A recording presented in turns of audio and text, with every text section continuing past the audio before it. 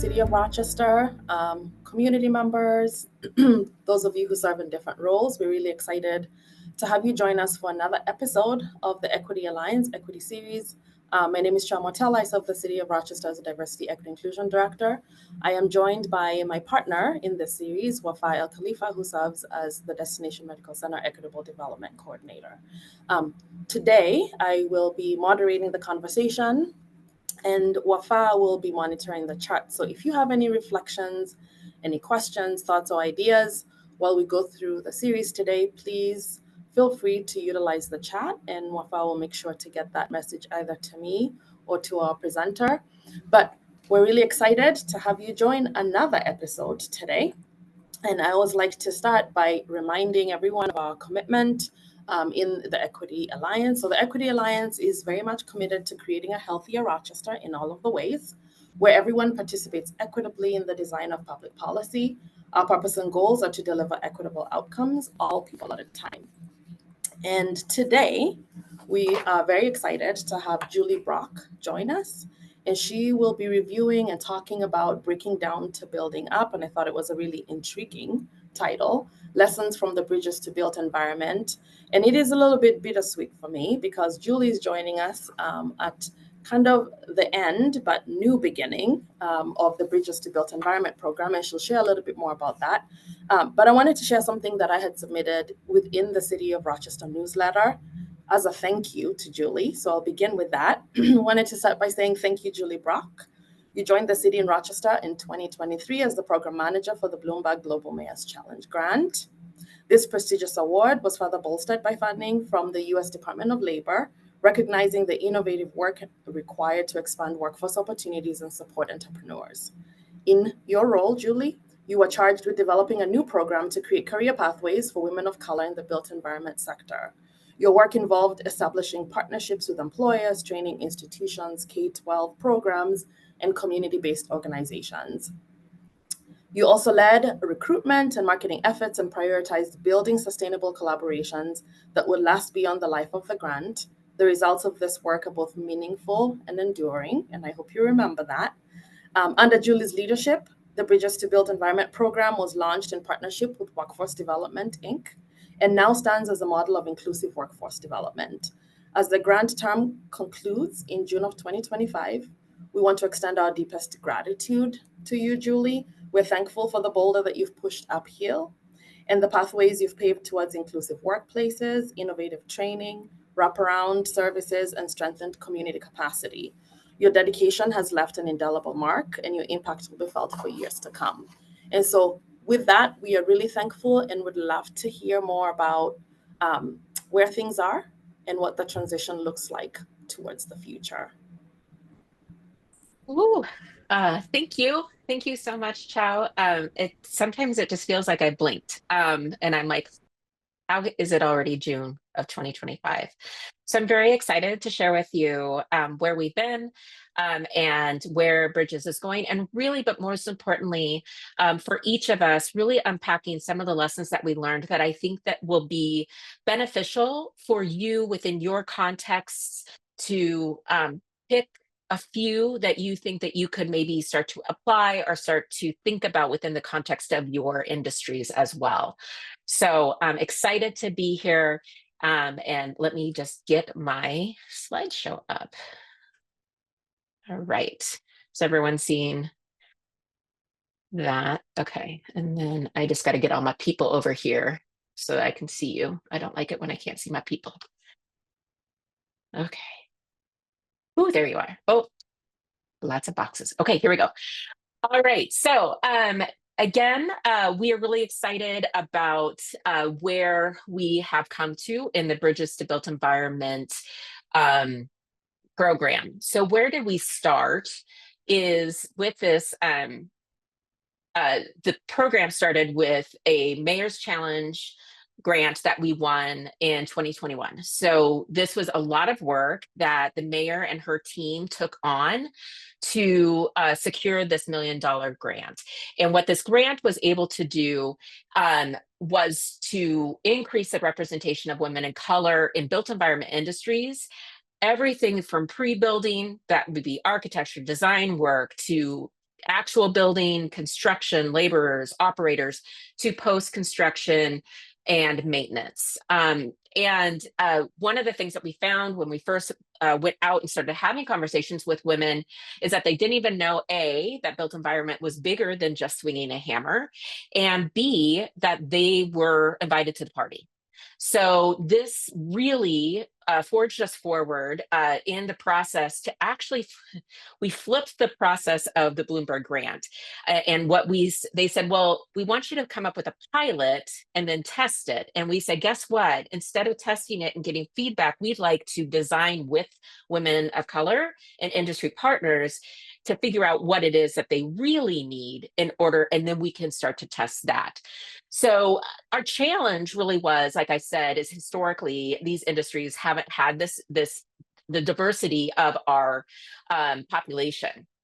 And so, like I said, our approach was we embarked on this co-design process, really working to figure out what is it that all entities in this partnership would need. My mouse is having a hard time getting to where it needs to be.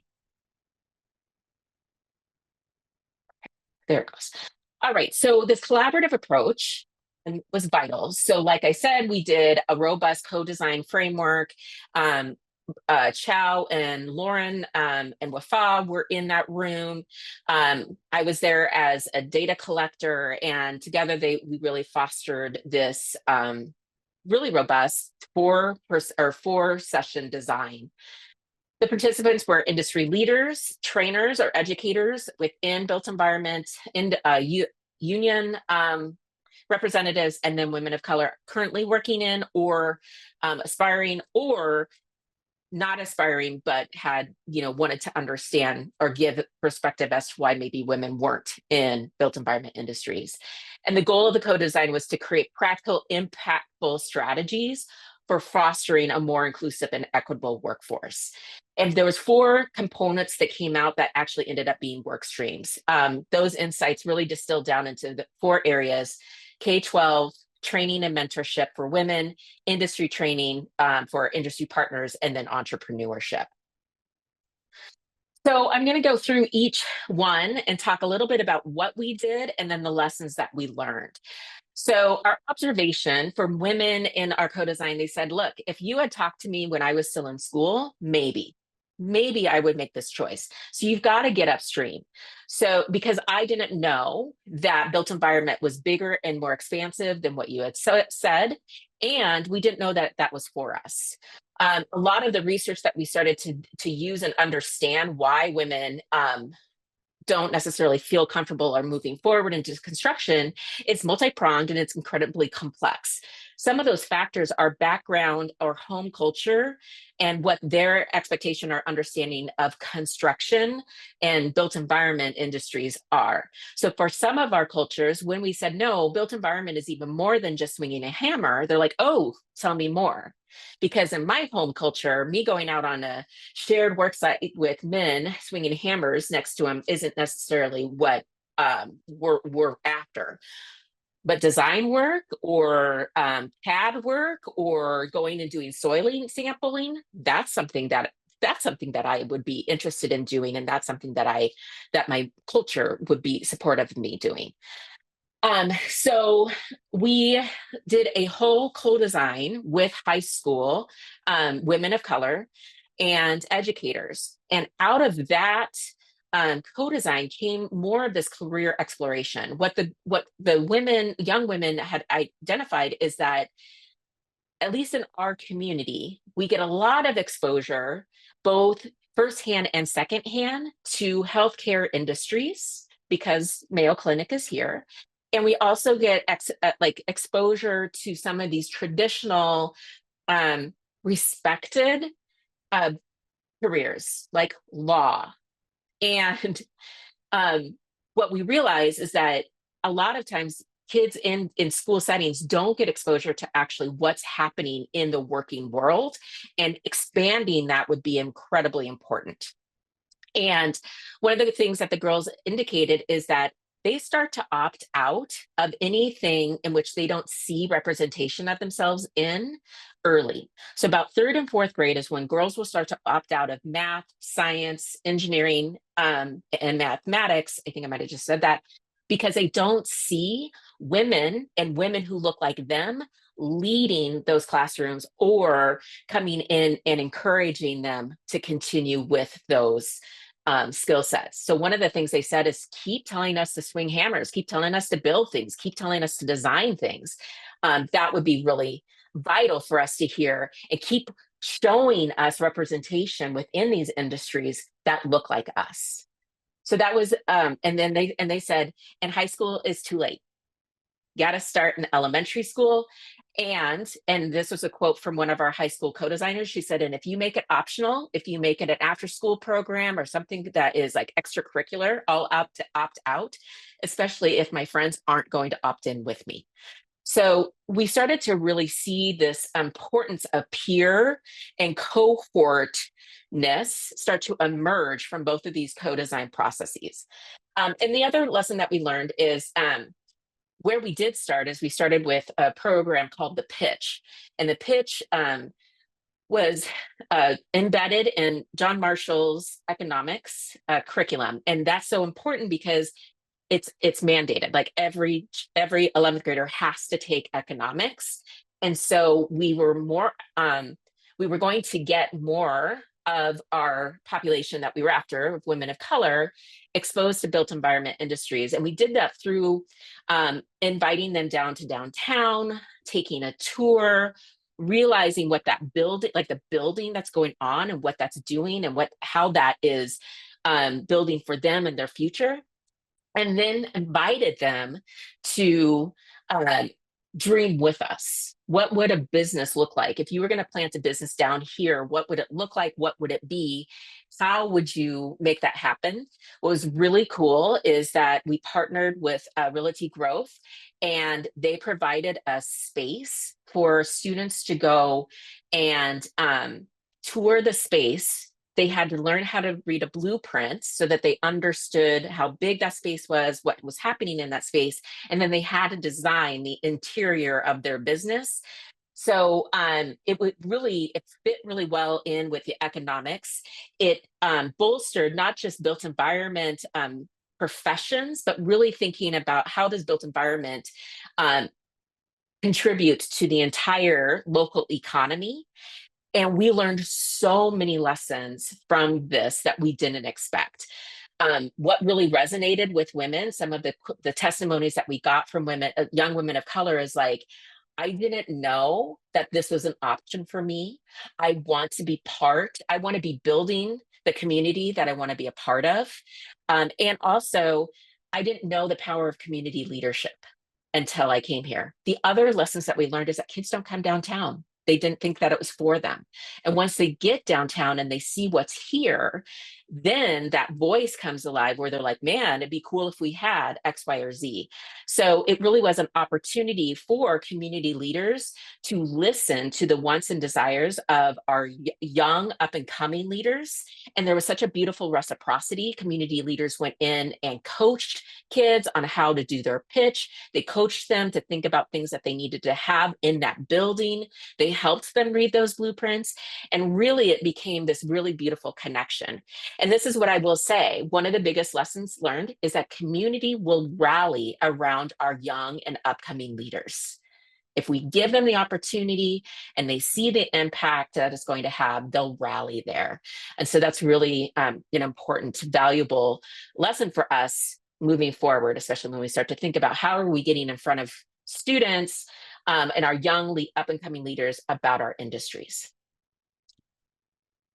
So the next work stream, other than K-12, was really this idea around training. And this was a technical training for women.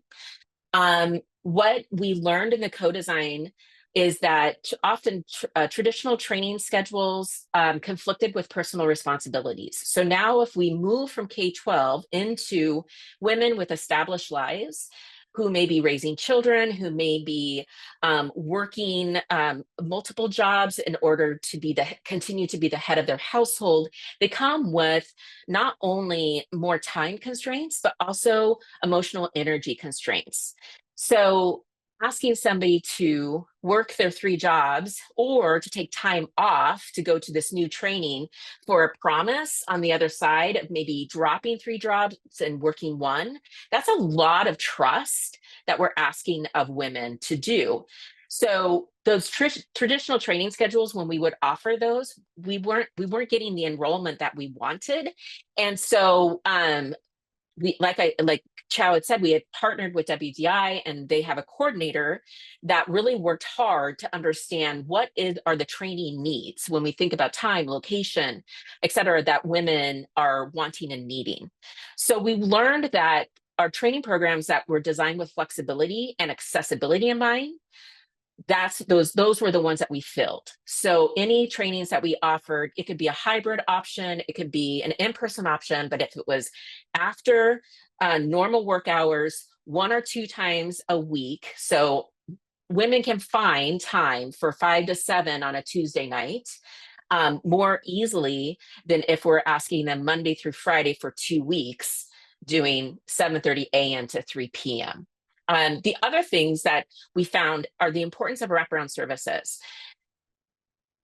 Asking somebody who is maybe maintaining or managing 2 or 3 different jobs and their children and their children's schedule, as well as their own, to then find childcare, find transportation, find answers and solutions for these very important, valuable pieces of their life in order to exchange that for training time, it was almost too much energy, right? And so if we could come in and say, we've got childcare for you, so find your childcare provider. It can be a family and friend. This is how you reimburse for that.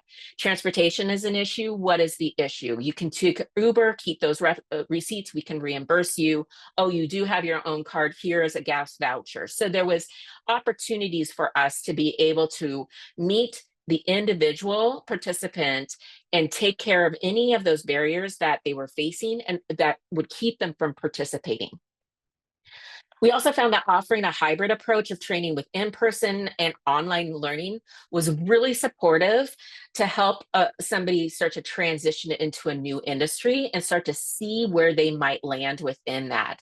So we have, WDI has a subscription to Interplay. It's an online learning, but through that learning, women can earn their OSHA 30, they can earn their HVAC certificate, they can explore Construction 101, plumbing, and it's a simulation. So they can actually go in, it is a simulator, not a simulation. That's different. We're going to talk about that. But the simulation is that they can actually, through virtual reality or through their computer, they simulate these 3D models and have to actually go in and fix a leaky faucet. And they get that opportunity on their own time.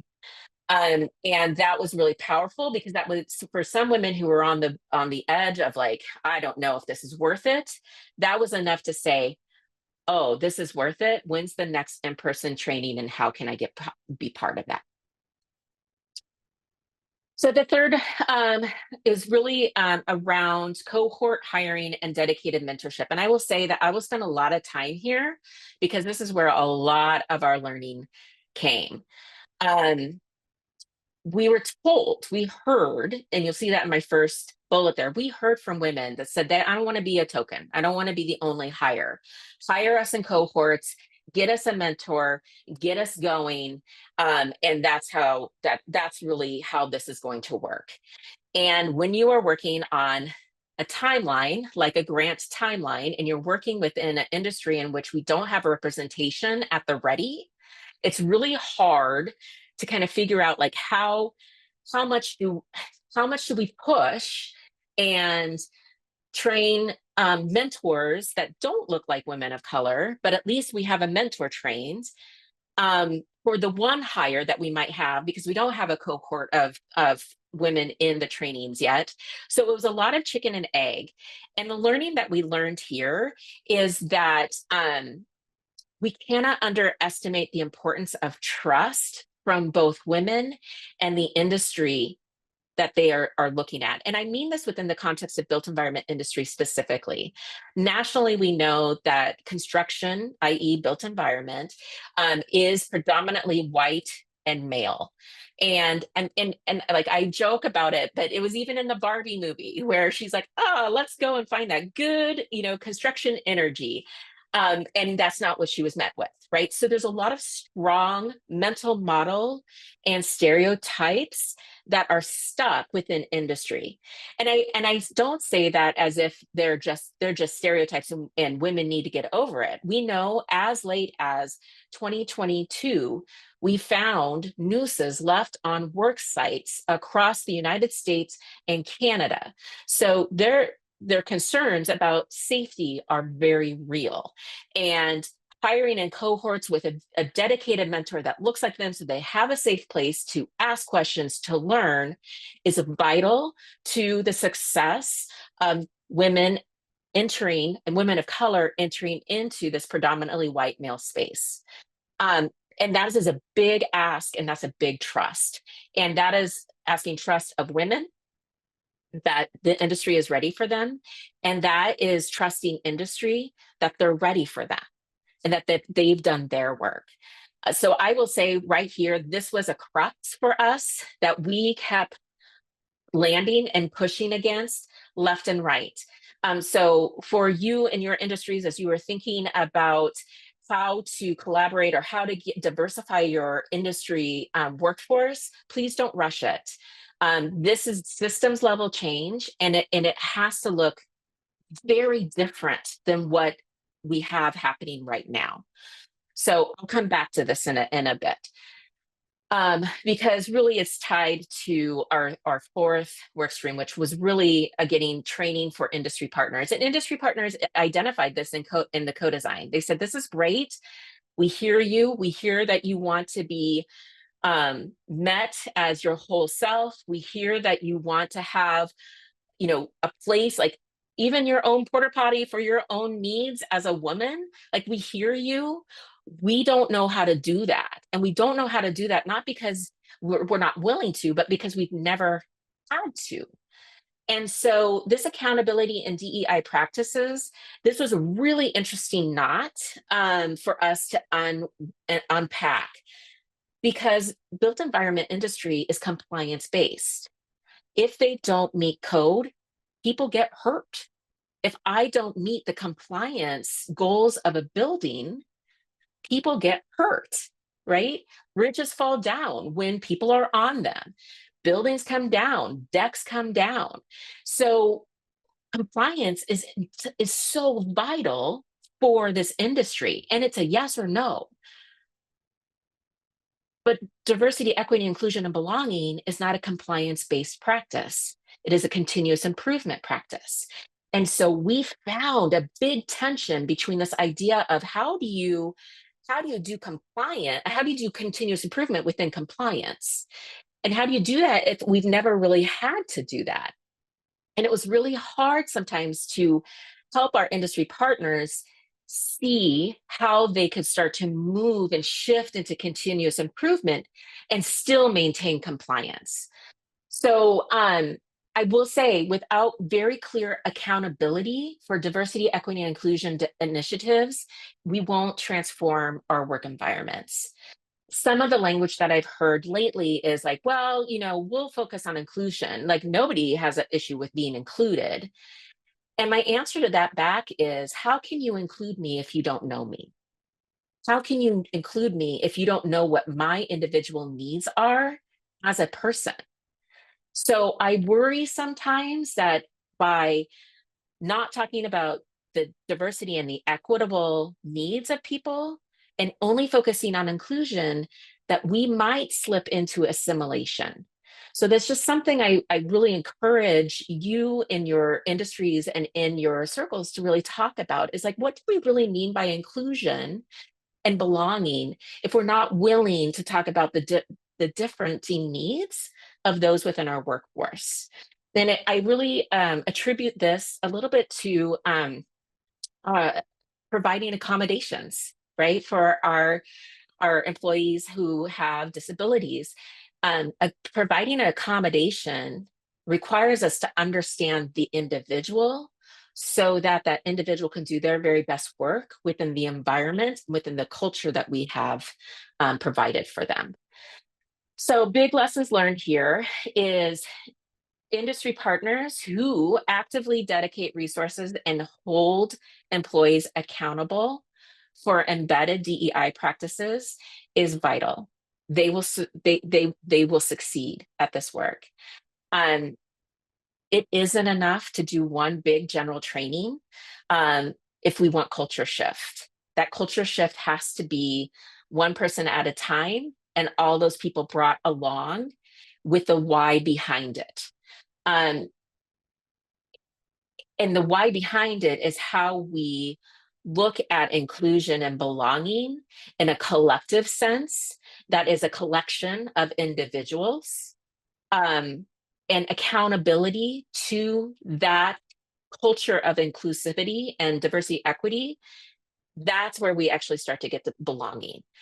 What we found is that was really difficult, and it's complex within this industry because there would be a lot of like, but what about subcontractors? But what about other people who are on the job site? But what about how do we hold that accountable? And that's a great question.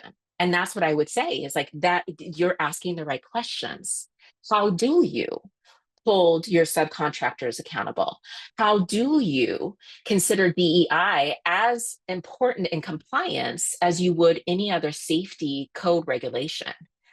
What would it take for us to make sure that those two things are equal?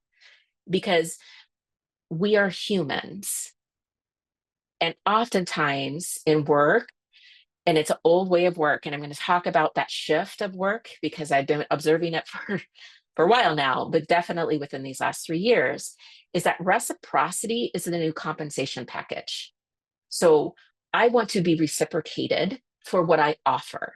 And reciprocation is going to be unique to me. I want to be reciprocated for the fact that I am a woman, and as I am a woman, I come with individual needs that are different than my man counterparts. I want to be seen as a woman as well as a worker, right? And that doesn't mean that I'm asking for special treatment. I'm asking for treatment that meets me and is in reciprocity with what I have to offer. So other lessons that we learned. Systems change takes time. I remember sitting down with the team at the beginning and I said, this is not a 3-year project, friends. This is 7 years to even get it to the starting line. So what are our real expectations here? Because complexity of humans requires a scalpel, not a nail gun. Okay, the complexity of humans for transformational change requires investment and time and understanding who that person is and what they have to offer and how they offer that within mission alignment. It's complex. And to rush that, it won't work. A great place, a very practical place to start is really assessing the effectiveness of your supervisors or managers. Gallup is telling us that they account for 70% variance in a team engagement. And right now, Gallup is saying that we are at the 10-year lowest of engagement. We only have 31% of our workforce actively engaged. I don't know about you, but if somebody is drywalling or putting up my load-bearing studs, I sure want them engaged, right?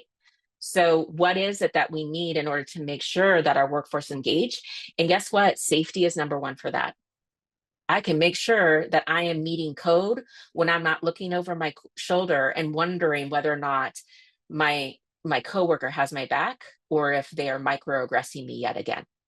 So there's really, and it's not my job to pay attention to that. It's my supervisor's job. I mean, it's both. It's partnership, but you get what I mean. And I call this the human version of OSHA. Just like we wouldn't, put somebody on a workforce who hasn't, in the workplace, who hasn't taken their OSHA 30, we wouldn't put a supervisor or a manager into a position in which they are managing humans and the complexity of humans without making sure that they have their certification ready numbers of training. Inclusion cannot happen without a deeper recognition of each individual worker's contribution and needs, which I've already talked about, but it does require that same level of accountability as any other breach of that compliance or code. And if you're going to retrain somebody, if you would retrain somebody, if you would pull somebody and say, oh my gosh, you did not put your studs 24 inches apart. Let me show you how to do that. And you would pull somebody off of the work site to show them how to do that before you would put them back in. Then you need to retrain that. You need to have that same level of retraining for DEIB. Oh, did you treat somebody and microaggress them? I'm pulling you off the workspace. I'm going to teach you how to do that better so that you don't go back and do more harm, so that you don't build a faulty wall. And clear as kind. We would have conversations about accountability and about what this could look like. And a lot of times it was things like, well, that won't happen here. We've never had that here. And deniability isn't a strategy. Waiting for it to happen and then reacting to it isn't strategic. And one of the things that we talked about is that built environment, like healthcare, like retail, we are no longer in competition with each other. This picking from each other isn't working anymore. So how do we collaborate? How does the nonprofit industry in Rochester collaborate to be competitive with healthcare, with built environment, with government services? If we're not thinking bigger like that and we continue to compete only with each other, which is really complex because in built environment, they're competing for and they're bidding for these projects that are in competition with their actual collaborators. But if we want all of our industry to still be here and healthy, we actually have to figure out how to collaborate in a meaningful way so that people are drawn to our industry and they want to stay within our industry. And reciprocity, like I said, is the new compensation. Wages and benefits aren't enough. And we know that that is incredibly important for folks, but the research that's coming out for workforce needs right now, yeah, wages and benefits are first because that's survival stuff, right? I want to be able to pay my bills. I want to be able to provide for my family. But I don't want to do that at the cost of myself. I don't want to do that at the cost of being microaggressed every day. I'm not willing to do that. And so the reciprocity, when we think about the trade that's happening, I am trading my talent and my skill set to you so that you can build your project, and you are providing me with a compensation package that meets me where I'm at. That means the environment, are all employees' needs met? That means supervisors and lead training, are they accountable? Do they know how to account for DEIB best practices? Are they bought in? And if they're not, are we excusing them? Well, that's just how Harold is, right? Oh, well, that's just what Julie does. That is no longer okay. We're watching our communities bankrupt companies because companies are not upholding community expectations. So I would highly encourage us to really think about that five-star rating, because if the word on the street is that your company doesn't treat people well, then that word on the street spreads like wildfire. And then innovation. What we found, the most successful places is when we are able to move people from training into a safe interning or onboarding window of opportunity where they can learn the mission, they can learn how their role contributes to the team, they can see how that team or department collectively contributes to the overall mission. Mission-driven work is incredibly important to our younger workers coming up. If they don't see that it aligns with their values, if they think that your words of your mission and the actions of your workspaces are not in alignment, they will walk. So when we think about reciprocity, we're really thinking about what is the whole compensation package that I am offering for somebody's time and talent. Whew. There's a lot of complex, I will tell you, if you've ever worried like a knot in a necklace, that's what we've been doing for the past 3 years. But what does the future hold? We're really excited because Workforce Development Incorporated is continuing. They have expanded. They had a construction and trades very small program that they've now expanded to Bridges to Built Environment. They have established an annual training schedule that has both online and in-person options, as well as the ability to create standalone trainings for demand. So if the career navigators, if we have enough people saying, I really want to do something in CAD, I really want to understand how to read blueprints. We have relationships with both Rochester Community Technical College as well as Southeast Tech, working with Reverland as well to be able to pop up these smaller courses that are micro certified. And what that does, that will help a participant maybe land an entry level position in which then that industry partner can help guide what other learnings they would like for them to layer onto that, if that's an associate's degree, if that's a bachelor's degree. But there is this bridge essentially through that internship or that connection to Bridges to Built Environment that allows us participants to be onboarded in a really safe way to the industry. So in addition to that, they have partnerships with hiring organizations, mock interviews. They can come in and participate in mock interviews with the participants that are in training. They can be a speaker to talk about their industry or talk about their business and why they might be a good fit. And there's also hiring activities or sessions that happen at the end of these trainings as well. And then just that connector. So we have about 4 or 5 hiring organizations that are really active with the trainings, and then they come and they connect with our career navigator to make sure that they know what their business is looking for. We are budding. It's at the very beginning. I wouldn't even say that the flower is fully up yet, but it's not eaten by the rabbit. So that's good. There's a partnership with Rochester area builders and really thinking about what the council around Bridges to Built Environment could look like. And that partnership would keep industry up to date on employee expectations. Like what are the employees that are coming out of our trainings expecting? What are they asking for? Also keeping the training partners up to date on what industry is expecting or what is shifting and changing in industry. We know that AI, it would be very hard pressed in the next even 5 years for AI to take over construction. That would be very scary.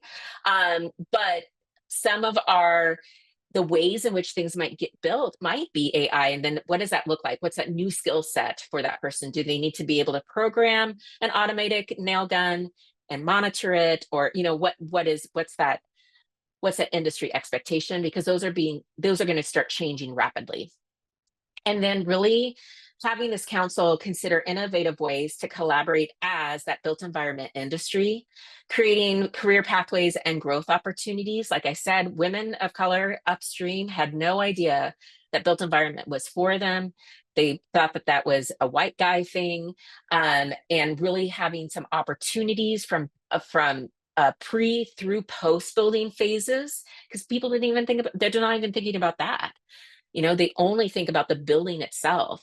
And then really thinking about how we can highlight the opportunities and dispel the myths. And And when I think about highlighting the opportunities, a lot of times we would hear like, well, that's hard, dirty, awful work. You're working these 12 to 14 hours. You got to get here by that. And then on top of that, you're told that you're just a jerk all day long. And I'm being kind for our audience, but usually they're called different worse things than that.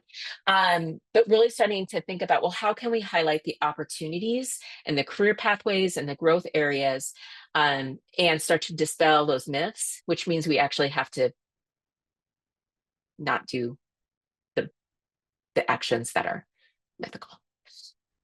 So with that, I will stop sharing my screen. And that was a lot of words that I threw at you.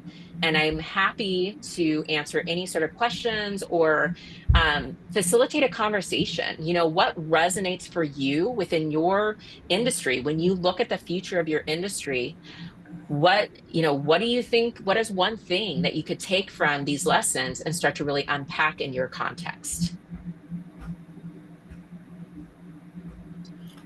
Thank you so much, Julie. Really appreciate all of that information, and particularly the reflection about, lessons learned.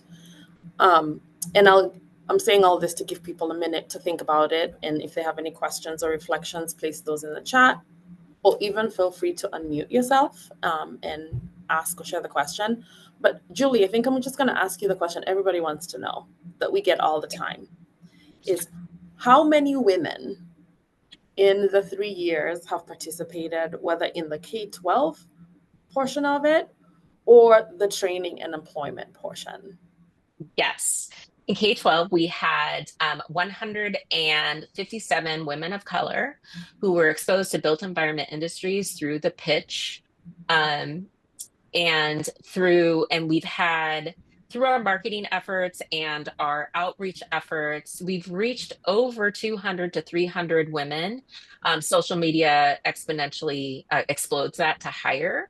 From the 200 to 300 women who had conversations with us, we had 64 get enrolled at WDI, and of the 64, we had 34 going through different trainings, and of the 34, we've had 12 who have been employed in some form or fashion, or started their own business. That is impressive, actually. So thank you for that question, for answering that question. Yes. Yeah. Yep. Any other questions or reflections for Julie?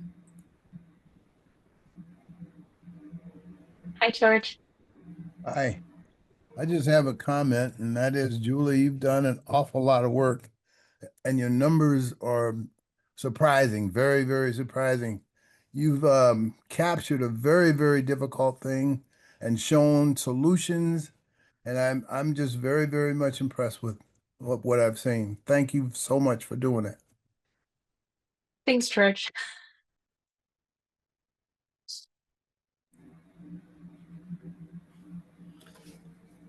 Are there others who listened to Julie and are thinking about their specific spaces or industry and how there is a connection, or maybe something that you tried in your space that has been wildly successful that you'd want to share with the rest of the group in terms of diversifying our workforce or creating career pathways?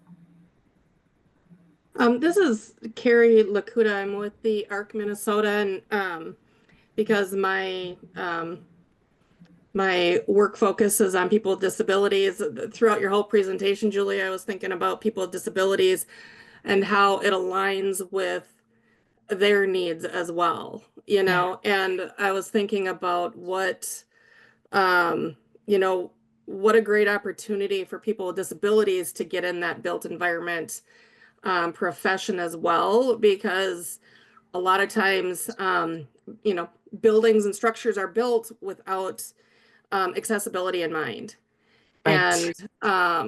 And for people to get in on that, that profession, I think would just be fabulous. So thank you for the presentation. Absolutely. And I will say that we have quite a few partners who want to partner, who want to make sure that they have representation of our entire community within their workplaces, because then they can say, they're like, oh, I have an architect who specializes in ADA, you know, or we just build with ADA in mind because we have that influence from those, or from our colleagues. And I think the more that we have those conversations, and the more that we encourage people to follow that passion and not shut them down so early. That's our biggest thing, is in K-12, kids get all sorts of messages. And those messages, this, now I'm just getting into my human development thing, but my master's is in messaging and motivation. And once a kid takes a message and believes that it is true, but regardless of whether it is actually true, it takes 4 counter messages by 4 different trusted people in their life to unearth that. So if you catch it and you're like, oh, I heard that, like, I can't read. No, you can read. And let me show you 4 different trusted times for you to unearth that, right? That's what we need to do with our kids too, is that once we hear one of our kids say, well, I can't climb that mountain. Whoa, how would you climb that mountain? If you want to climb that mountain, how would you climb that mountain? There's ways that we can get you there.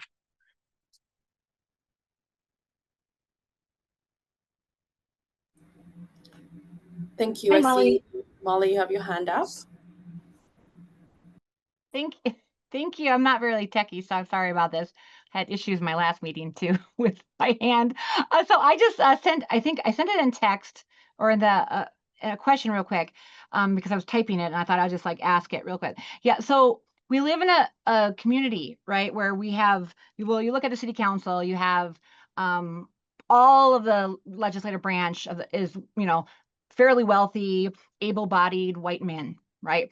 Many of the leaders in our community are able-bodied, wealthy white men. And representation matters incredibly in our world, nationally, locally.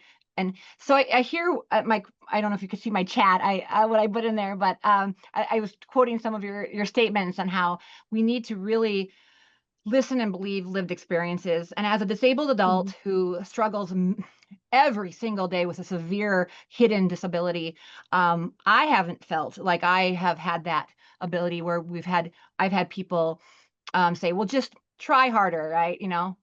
Well, they often don't tell someone who's blind, just try harder and you'll be able to see.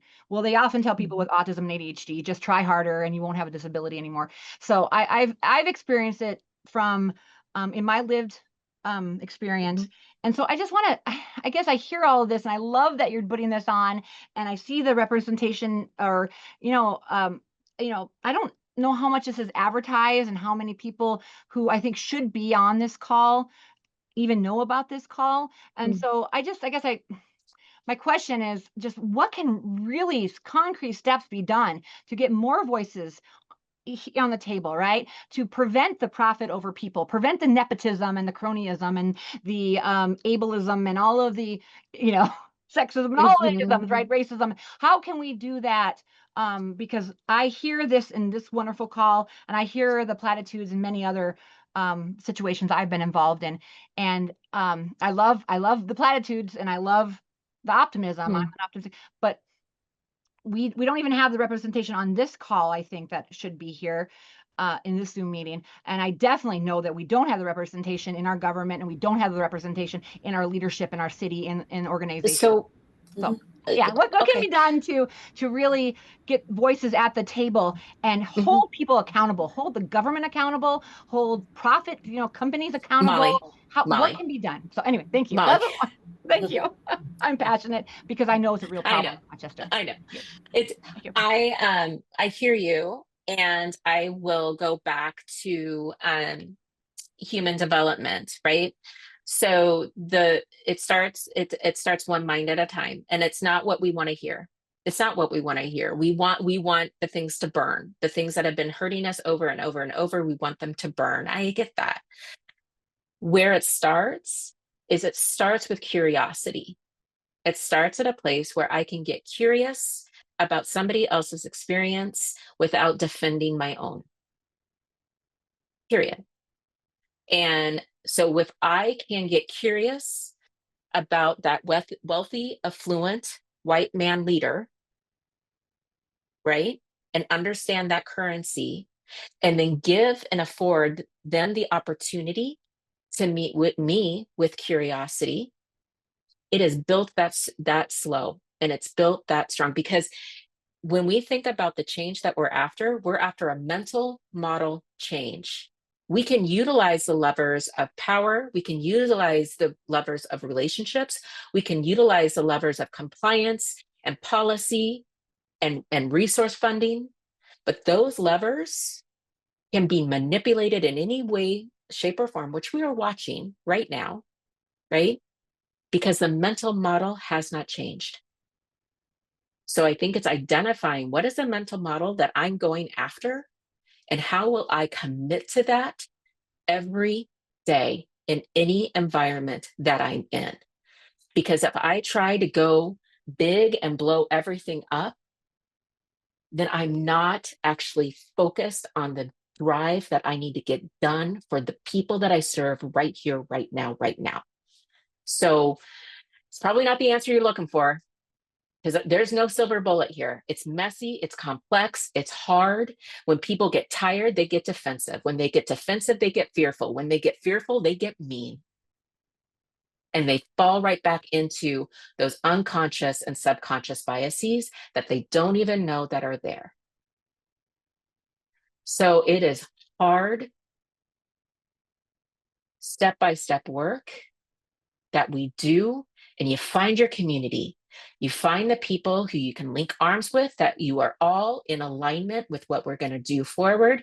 You see how everyone has their own drive to give that. I'm not your protester. You will not find me at a protest, but when you are ready for a strategy for how to push a policy forward, I'm your gal. When you're ready for a system to be built that will serve people equitably and that is not steeped in a deficit mindset, I'm your gal. But I am not your I'm not the bullhorn gal, right? And I can say that confidently. Do we need the people protesting? Absolutely. Thank you, sweet baby Jesus, for LA right now, right? We need that. We must have that. But I know that that's not my role in this game. So we've got to start. What is my role? How do I get grounded with who I am and what I have to offer? And how do I do that consistently over time, every day, with the people who are in my corner? Ooh, sorry, Molly. I guess I got up on my high horse a little bit. I'll just push that soapbox away. Yeah.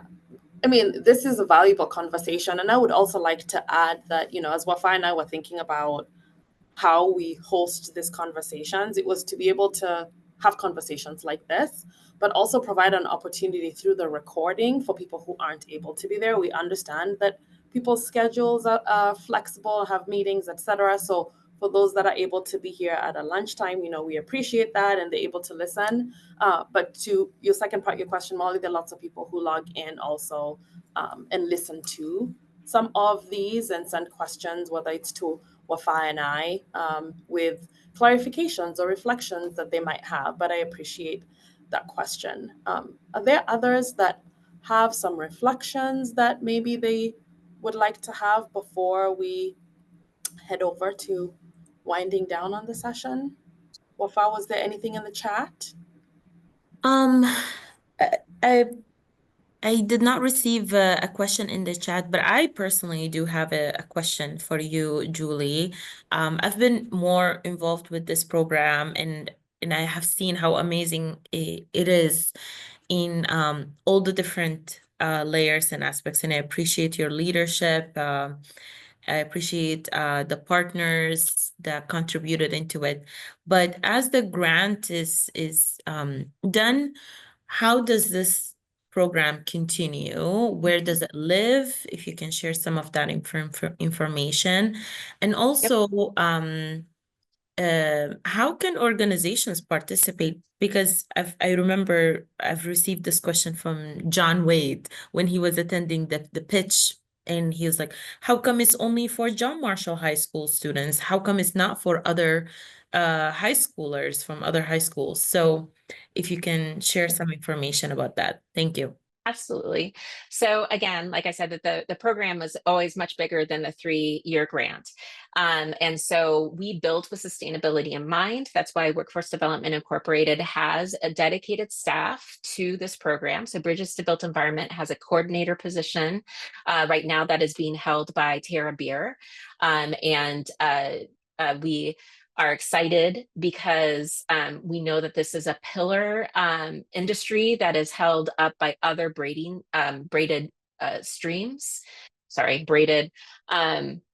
funding streams. So this industry isn't going to go unsupported going forward, whether that's through well, I guess I say that with hope. Right now, all of our funding streams are a little bit mixed up. But if WIOA continues, which is the Workforce Innovation Opportunity Act, if that continues as the way it has, and if state funding continues the way that it has, there is funding that is designated for this industry because it is a prioritized industry in our region. With that said, if you are interested in getting involved either as an industry or maybe you're a community partner, Carrie, I'm looking at you. If you have participants who would like to get this training, Bridges to Built Environment has opened up. So it's to any underrepresented community. We've learned and started with women of color because they were most impacted by COVID-19. But it is a program that is open up now to anyone who is interested in entering the built environment industry. And you would connect with Tara as a industry partner if you have participants that maybe you would like to do like a customized training, or you would like to do some sort of training with them. You are able to do it that way, as well as if you are a hiring organization who would like to really dedicate yourself to this diversity, equity, inclusion, belonging training, and really learning how to train your mentors. We have a program at WDI called the Inclusive Workplace Employer Program, and it's a designation that will help industry partners learn how to be a more inclusive organization so that they are ready for all of our different workforce population. Does And that help? Tawanda. Okay. Hi, Tawanda. Hey, Julie, just wanted to say you're amazing. I have Thank you. heard a lot of feedback from a lot of the women that I have recommended to the program. So I would highly recommend, I mean, especially around project management, business. Mhm. You know, as soon as I heard keywords from certain women that I worked with during my time at Ready, I said, you got to call Julie. Yeah. And amazing outcomes, especially in the business, you know, the business component of the track, opportunities that were available. Um, so I love that the work will continue. I will continue to recommend.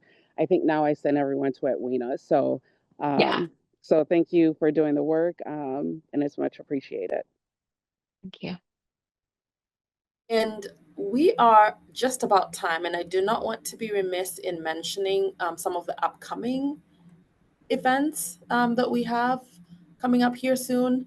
So if there are other additional questions and in the chat, I will take those down and we'll try to be as responsive as we can to those questions. So I want to just make sure that I'm noting that. But I do want to mention Juneteenth is coming up soon.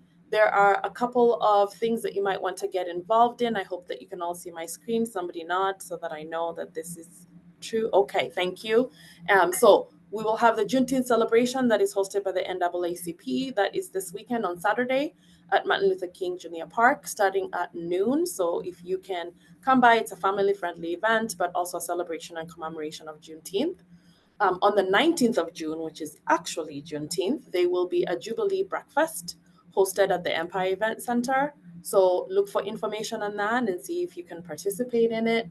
And then that night, also on the 19th, a poetry night at Griot Arts. And that is a wonderful space to be in. It is beautiful, it's filled with books, but it's also a wonderful opportunity to celebrate in that way. Wafa reminded me to make sure that I mention this. The very last of the certification workshops is coming up here soon. Be hosted at John Marshall High School, Saturday, June 21st from 1 to 4 p.m. So if you know any folks who are might be a DBE or would like to get designated as a disadvantaged business enterprise, this is a free opportunity for them to be able to fill out that application and have guidance to complete that application so that they can receive their certification and be able to participate in the very marketplace that we were talking about today. So looking forward to that. Thank you, Wafa, for hosting it. And then just a reminder, as somebody asked, we might not have 50 people here, but this is available online. You can watch that at the DMC YouTube page. We have all of the sessions recorded, and this one will be added to this one as well. And then lastly, I just want to mention that next month, July, is Disability Pride Month. And so we'll be hosting, in partnership with the ARC, the Very Fast Disability Summit. And so our July 9th episode is going to be the history of disability, right? So, and how that has been supported over time. It is a wealth of information, and I hope that you're able to join us. There will be additional things, and we'll share at that time what those additional engagements are. And with that, it is 101. Sorry for keeping you the extra minute, but very appreciative for all of the thoughts and ideas that you bring. And Julie, thank you so much for your time and also for sharing the time today. So the 3 years plus this today. Absolutely. Yes. Thank you. Thank you. Have a good week.